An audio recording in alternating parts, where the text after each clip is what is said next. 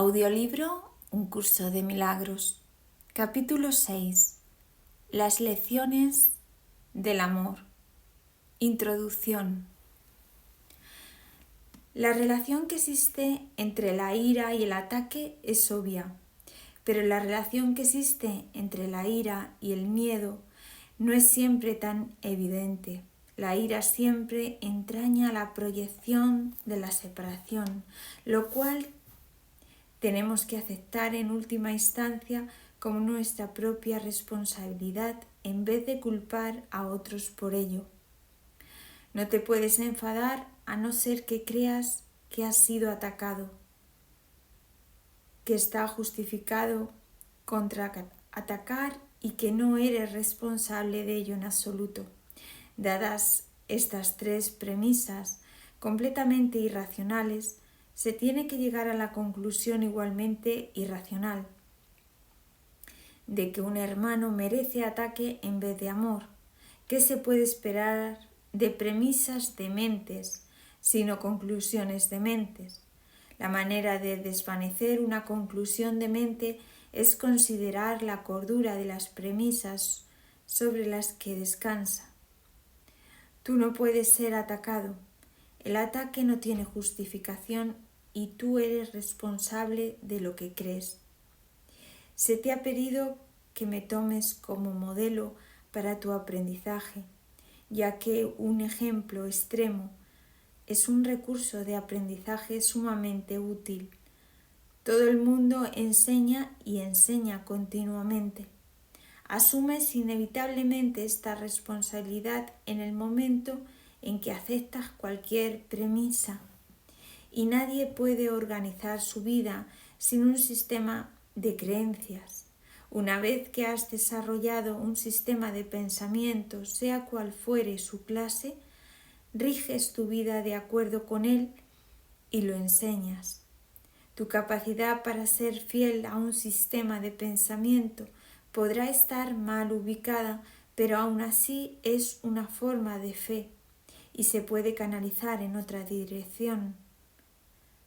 1. El mensaje de la crucifixión. Para los efectos del aprendizaje, examinemos de nuevo la crucifixión. No hice hincapié en ella anteriormente debido a las temibles connotaciones que quizá tengas asociadas con ella. Lo único que se ha subrayado hasta ahora es que no fue una forma de castigo. No obstante, no se puede explicar nada utilizando exclusivamente términos negativos. Existe una interpretación constructiva de la crucifixión que está totalmente desprovista de miedo y por lo tanto es totalmente benévola en cuanto a lo que enseña si se entiende debidamente. La crucifixión no es más que un ejemplo extremo.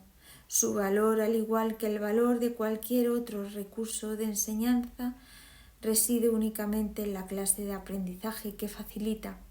Se puede entender y se ha entendido incorrectamente. Ello se debe únicamente al hecho de que los temerosos tienden a percibir con miedo.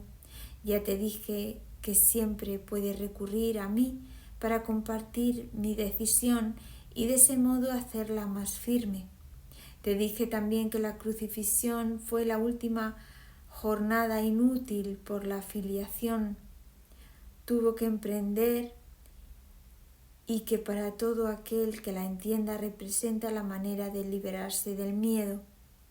Aunque antes solo hice hincapié en la resurrección, no aclaré entonces el propósito de la crucifixión y la manera en que ésta de hecho condujo a la resurrección. Ese propósito, no obstante, tiene una aportación muy concreta que ahora a tu propia vida. Ese propósito, no obstante, tiene una aportación muy concreta que hacer a tu propia vida y te ayudará a comprender tu propio papel como maestro si lo examinas sin miedo. Es probable que hayas estado reaccionando durante muchos años como si te estuviesen crucificando. Esta es una marcada tendencia de los que creen estar separados, que siempre se niegan a examinar lo que se han hecho a sí mismos. La proyección implica ira, la ira alimenta la agresión y la agresión fomenta el miedo. El verdadero significado de la crucifixión radica en la aparente intensidad de la agresión cometida por algunos de los hijos de Dios contra otro. Esto, por supuesto, es imposible y se tiene que entender cabalmente que es imposible. De lo contrario, yo no puedo servir de modelo para el aprendizaje. En última instancia, solo el cuerpo puede ser agredido. No cabe duda de que un cuerpo puede agredir a otro y puede incluso destruirlo. Sin embargo, si la destrucción en sí es imposible, cualquier cosa que pueda ser destruida no es real. Su destrucción, por lo tanto, no justifica tu ira. En la medida en que creas que la justifica, estarás aceptando premisas falsas y enseñándoselas a otros. El mensaje de la crucifixión fue precisamente enseñar que no es necesario percibir ninguna forma de ataque en la persecución, pues no puedes ser perseguido. Si reaccionas con ira, tienes que estar equiparándote con lo destructible y por lo tanto viéndote a ti mismo de forma demente.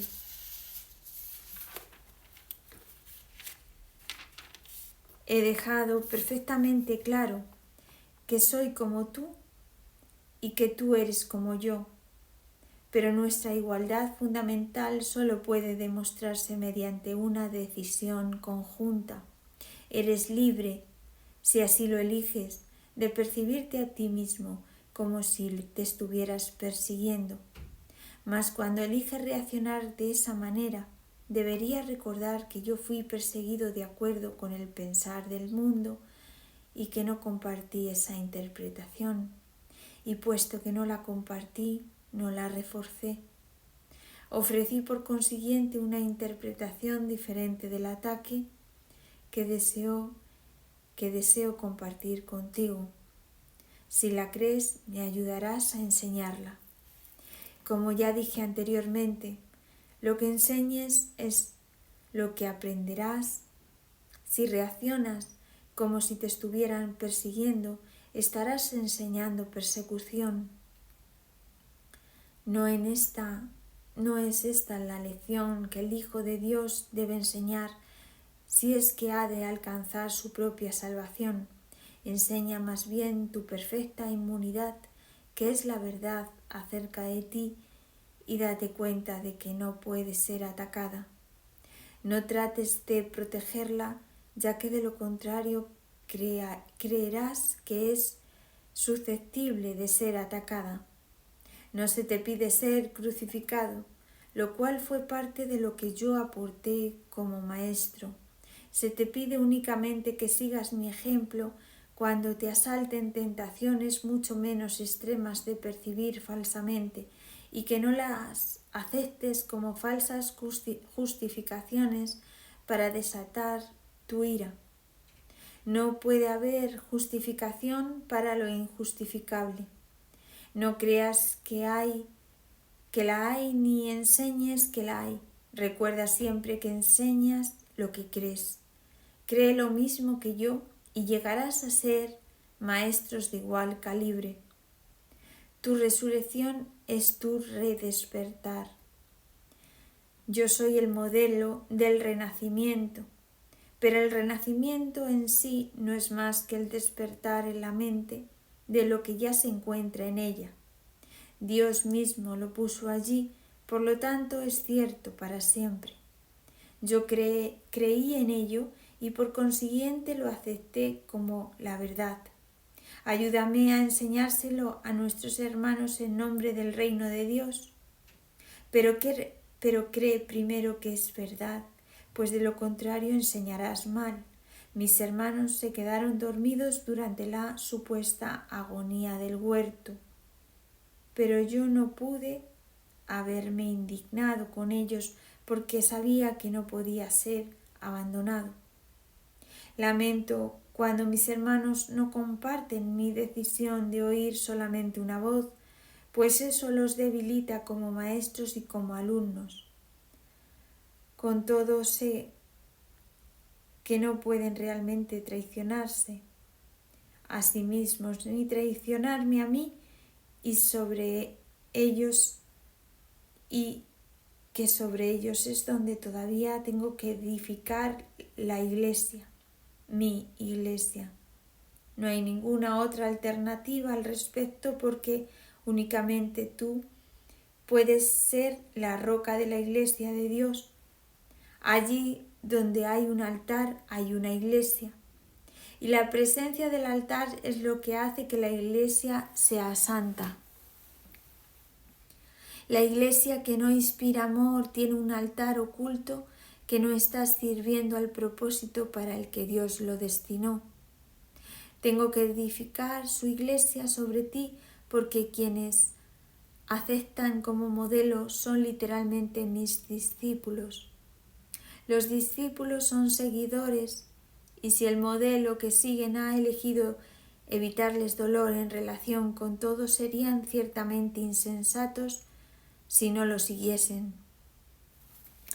Elegí por tu bien y por el mío demostrar que el ataque más atroz a juicio del ego es irrelevante. Tal como el mundo juzga estas cosas, mas no como Dios sabe que son.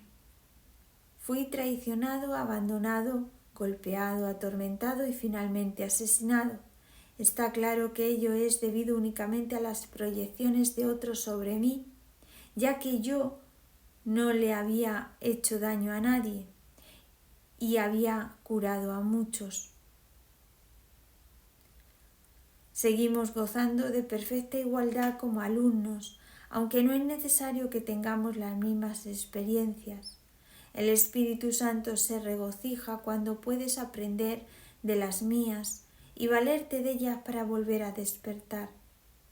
Ese es su único propósito y esa es la única manera en que yo puedo ser percibido como el camino, la verdad y la vida. Oír una sola voz nunca implica sacrificio. Por lo contrario, si eres capaz de oír al Espíritu Santo en otros, puedes aprender de sus experiencias y beneficiarte de ellas sin tener que experimentarlas directamente tú mismo. Eso se debe a que el Espíritu Santo es uno y todo aquel que le escucha es conducido inevitablemente a demostrar su camino a todos.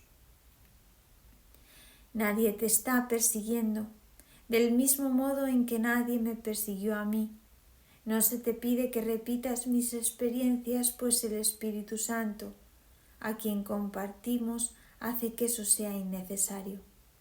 Sin embargo, para valerte de mis experiencias de manera constructiva, tienes aún que seguir mi ejemplo con respecto a cómo percibirlas. Mis hermanos, que son también tus hermanos, están constantemente justificando lo injustificable. La única lección que tengo que enseñar, puesto que la aprendí, es que ninguna percepción que esté en desacuerdo con el juicio del Espíritu Santo está jamás justificada. Mi función consistió en demostrar que esto es verdad en un caso extremo, simplemente para que pudiera servir como un instrumento de enseñanza ejemplar para aquellos que, en situaciones no tan extremas, sienten la tentación de abandonarse a la ira y al ataque. Mi voluntad, junto con la de Dios, es que ninguno de sus hijos sufra. La crucifixión no puede ser compartida porque es el símbolo de la proyección, pero la resurrección es el símbolo del compartir, ya que para que la filiación pueda conocer su plenitud es necesario que cada uno de los hijos de Dios experimente un redespertar. Solo esto es conocimiento. El mensaje de la crucifixión es inequívoco. Enseña solamente amor, pues eso es lo que eres. Si interpretas la crucifixión de cualquier otra forma, lo estarás usando como un arma de ataque en vez de como la llamada a la paz para la que se concibió. Con frecuencia los apóstoles la interpretaron erróneamente, por la misma razón que otros lo hacen. Su propio amor imperfecto les hizo ser vulnerables a la proyección y como resultado de su propio miedo hablaron de la ira de Dios, como el arma de represalia de éste. No pudieron hablar de la crucifixión enteramente sin ira, porque sus propios sentimientos de culpabilidad habían hecho que se sintieran indignados. Esos son algunos de los ejemplos de pensamiento tergiversado del Nuevo Testamento. Si bien su Evangelio es en realidad únicamente el mensaje del amor, si los apóstoles no se hubieran sentido culpables, nunca me habrían podido atribuir expresiones tales como «no he venido a sembrar paz sino espadas». Esto está en clara oposición a todas mis enseñanzas. De haberme entendido realmente, no podrían haber descrito tampoco mi reacción a Judas como lo hicieron. Yo no pude haber dicho: «¿Traicionas al Hijo del Hombre con un beso?», a no ser que hubiese creído en la traición. El mensaje de la crucifixión fue precisamente que yo no creía en la traición. El castigo que se dijo infligí a Judas fue un error similar. Judas era mi hermano y un hijo de Dios, tan miembro de la filiación como yo. ¿Cómo iba a condenarlo cuando estaba listo para probar que condenar es imposible? Cuando leas las enseñanzas de los apóstoles, recuerda que les dije que había muchas cosas que ellos no entenderían sino hasta mucho después, porque en aquel entonces aún no estaban completamente listos para seguirme. No quiero que dejes que se infiltre ningún vestigio de miedo en el sistema de pensamiento hacia el que te estoy guiando. No ando en busca de mártires, sino de maestros. Nadie es castigado por sus pecados, y los hijos de Dios no son pecadores. Cualquier concepto de castigo significa que estás proyectando la responsabilidad de la culpa sobre otro, y ello refuerza la idea de que está justificado culpar. El resultado es una lección acerca de cómo culpar, pues todo comportamiento enseña las creencias que lo motivan. La crucifixión fue el resultado de dos sistemas de pensamiento claramente opuestos entre sí, el símbolo perfecto del conflicto entre el ego y el Hijo de Dios.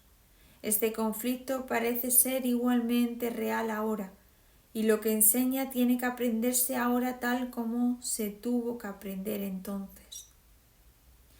Yo no necesito gratitud, pero tú necesitas desarrollar tu mermada capacidad de estar agradecido, o no podrás apreciar a Dios. Él no necesita que lo aprecies, pero tú sí. No se puede amar lo que no se aprecia, pues el miedo hace que sea imposible apreciar nada. Cuando tienes miedo de lo que eres, no lo aprecias y por lo tanto lo rechazas. Como resultado de ello enseñas rechazo. El poder de los hijos de Dios está presente todo el tiempo porque fueron creados para ser creadores. La influencia que ejercen unos sobre otros es ilimitada y tiene que usarse para su salvación conjunta.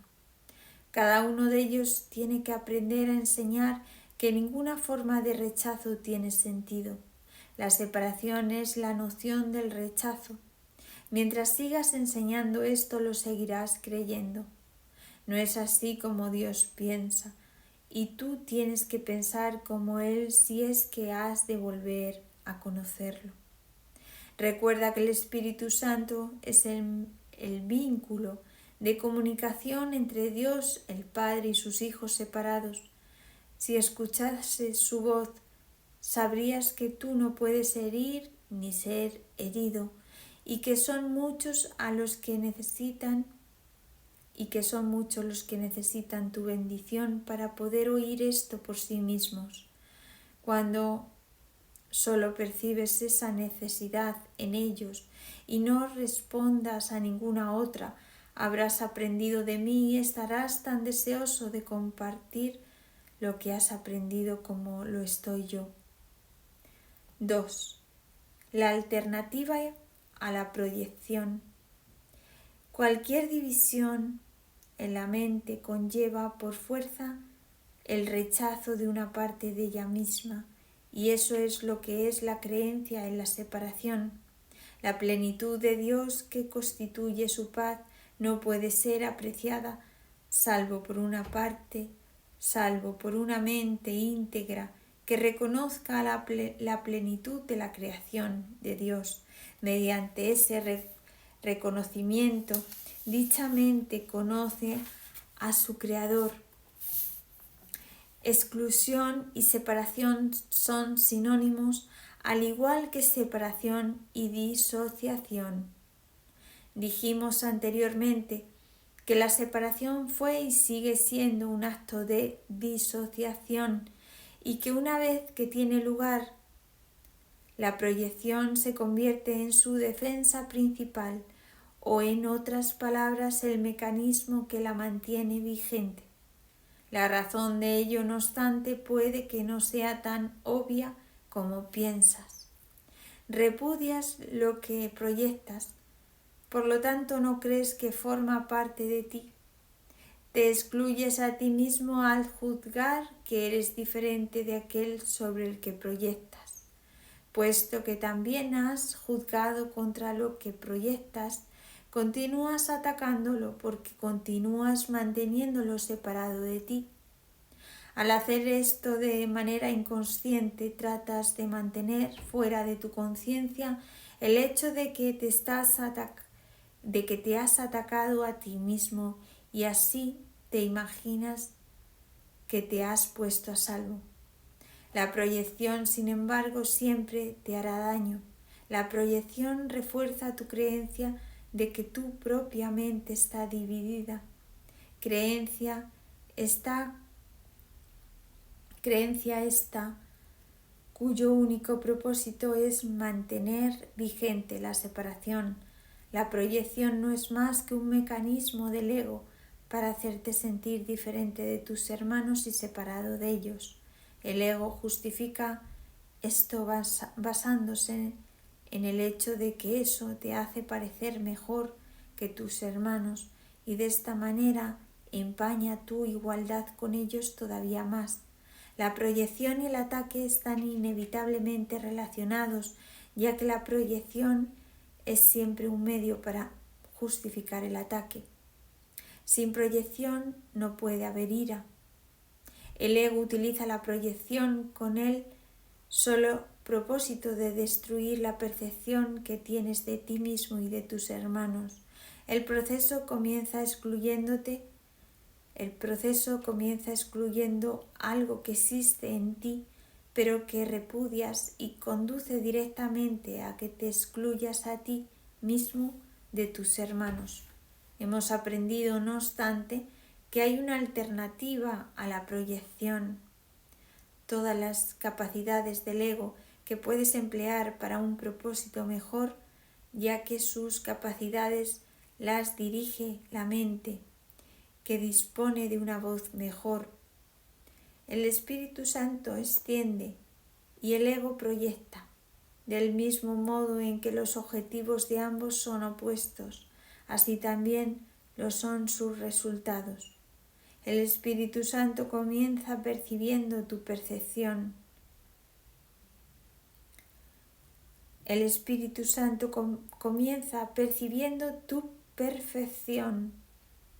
¿Cómo sabe que esa perfección es algo que todos comparten? La reconoce en otros y de esta forma la refuerza tanto en ti como en ellos.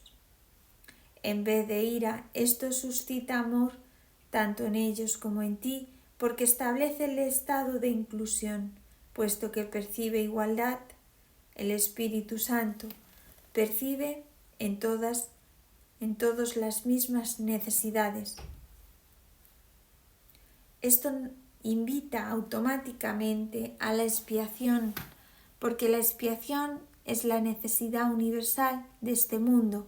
Percibirte a ti mismo de esta manera es la única forma de hallar felicidad en el mundo. Esto se debe a que es el reconocimiento de que tú estás en este mundo, pues el mundo es un lugar infeliz. Eso se debe a que es el reconocimiento de que tú no estás en este mundo, pues el mundo es un lugar infeliz. ¿De qué otra forma puedes encontrar dicha en un lugar desdichado, excepto dándote cuenta de que no estás en él? Tú no puedes estar donde Dios no te ubicó y Dios te creó como parte de él. Eso es al mismo tiempo donde estás y lo que eres. Esto es algo completamente inalterable, es inclusión total. No puedes cambiarlo ahora ni nunca. Es verdad para siempre. No es una creencia sino un hecho. Todo lo que Dios creó es tan verdadero como Él. La verdad de ello radica solamente en su perfecta inclusión en aquel que es el único que es perfecto. Negar esto es negarte a ti mismo y negarlo a Él, puesto que es imposible aceptar a uno sin el otro. La perfecta igualdad de la percepción del Espíritu Santo es el reflejo de la perfecta igualdad del conocimiento de Dios. La percepción del ego no tiene equivalente en Dios, pero el Espíritu Santo sigue siendo el puente entre la percepción y el conocimiento. Al permitirte usar la percepción de forma que refleje el conocimiento, éste finalmente podrá ser recordado. El ego preferiría creer que es imposible que ese recuerdo alboree en tu mente. Sin embargo, es tu percepción lo que el Espíritu Santo guía. Tu percepción acabará allí donde empezó. Todo converge en Dios porque todo fue creado por Él y en Él. Dios creó a sus hijos extendiendo su pensamiento y conservando las extensiones de su pensamiento en su mente. Todos sus pensamientos están, por lo tanto, perfectamente unidos dentro de sí mismos y entre sí. El Espíritu Santo te capacita para poder percibir esta plenitud ahora. Dios te creó para que creases. No puedes extender su reino mientras no reconozcas la plenitud de éste. Los pensamientos se originan en la mente del pensador y desde ahí se extienden hacia afuera. Esto es tan cierto del pensamiento de Dios como del tuyo.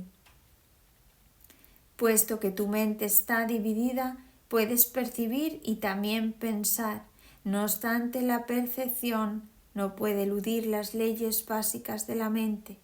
Percibes desde tu mente y proyectas tus percepciones al exterior. Aunque la percepción es irreal, el Espíritu Santo puede usarla provechosamente por el hecho de que tú la concebiste. Él puede inspirar cualquier percepción y canalizarla hacia Dios.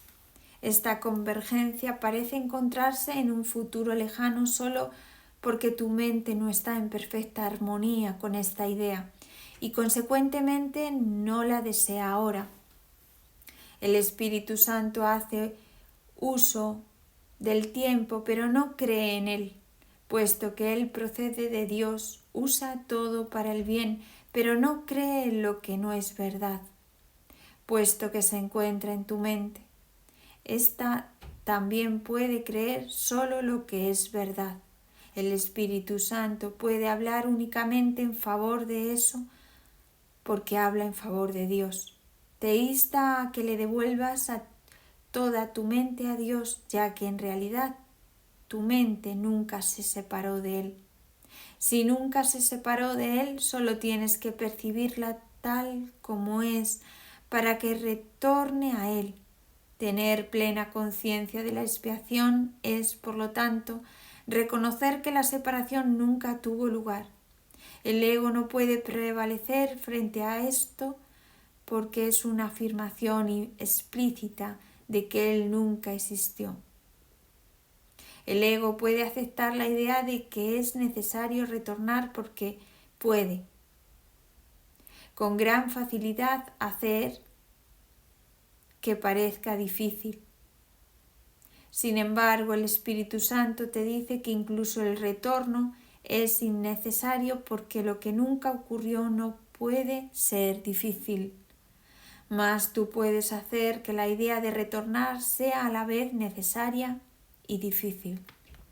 Con todo, está muy claro que los que son perfectos no tienen necesidad de nada y tú no puedes experimentar la perfección como algo difícil de alcanzar, puesto que eso es lo que eres. Así es como tienes que percibir las creaciones de Dios, de modo que todas tus percepciones estén en línea con la única manera de ver del Espíritu Santo. Esta línea es la línea directa de comunicación con Dios y le permite a tu mente converger con la suya. Nada está en conflicto en esta percepción, ya que significa que toda percepción está guiada por el Espíritu Santo, cuya mente está fija en Dios. Solo el Espíritu Santo puede resolver conflictos porque solo el Espíritu Santo está libre de conflictos. Él percibe únicamente lo que es verdad en tu mente y lo extiende solo a lo que es verdad en otras mentes. La diferencia entre la proyección del ego y la extensión del Espíritu Santo es muy simple. El ego proyecta para excluir y por lo tanto para engañar. El Espíritu Santo extiende al reconocerse a sí mismo en cada mente y de esta manera las percibe a todas como una sola. Nada está en conflicto en esta